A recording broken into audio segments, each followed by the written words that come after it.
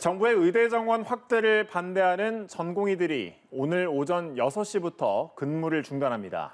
의료 공백이 현실화하는 게 아니냐는 우려가 나오는데요.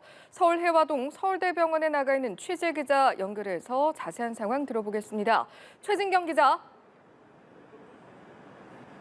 네, 서울 해화동 서울대병원 앞에 나와 있습니다. 이곳 서울대병원을 포함한 이른바 빅5 병원 전공의들은 어제까지 집단으로 사직서를 내며 근무 중단을 예고했는데요. 5대 병원 전공의들은 이미 1,000명 넘는 인원이 사직 의사를 밝힌 것으로 알려졌습니다. 이들 5개 병원에는 전공의 2,745명이 소속돼 있습니다. 빅5 병원 외에도 이미 전국적으로 사의를 표명한 전공의가 수천 명에 달한 것으로 보입니다.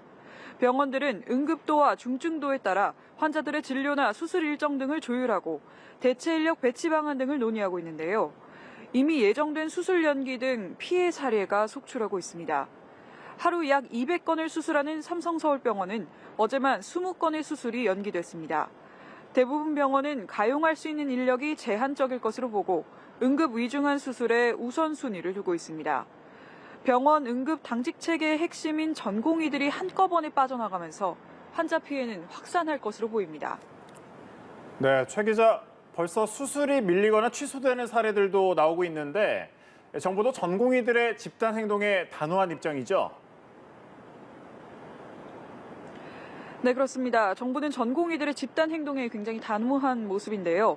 보건복지부는 어제 오전을 기점으로 전국 수련병원 전공의들에게 진료 유지 명령을 발령했습니다. 복지부는 현장 점검에서 진료 업무를 이탈한 전공의에 대해 업무 개시 명령을 내리고 이에 응하지 않으면 의사 면허 정지 등을 조치하고 고발할 계획입니다. 앞서 정부는 의협 집행부 2명의 의사 면허 정지 행정 처분에 관한 사전 통지서를 등기 우편으로 발송했습니다. 정부는 공공병원과 군병원 등을 총동원하고 비대면 진료 확대를 추진하는 등 의료 대란에 대비하는 한편 언제든지 대화할 용의가 있다며 의사단체들의 집단 행동 자제를 촉구했습니다. 하지만 의협 측도 정부의 압박에 굴복하지 않겠다는 입장이어서 강대강 대치는 이어질 전망입니다. 대한전공의협 의회는 오늘 낮 의협회관에서 긴급 임시대의원 총회를 개최할 예정입니다. 현장의 의료 공백을 막기 위한 방안들도 마련했는데요. 정부는 소방청과 협력해 중증 응급 환자는 대형 병원 응급실을 이용할 수 있게 하는 환자 이송 지침을 적용합니다. 광역 응급상황실 4곳을 조기 가동하고 응급의료기관의 24시간 응급실 운영 여부를 점검합니다.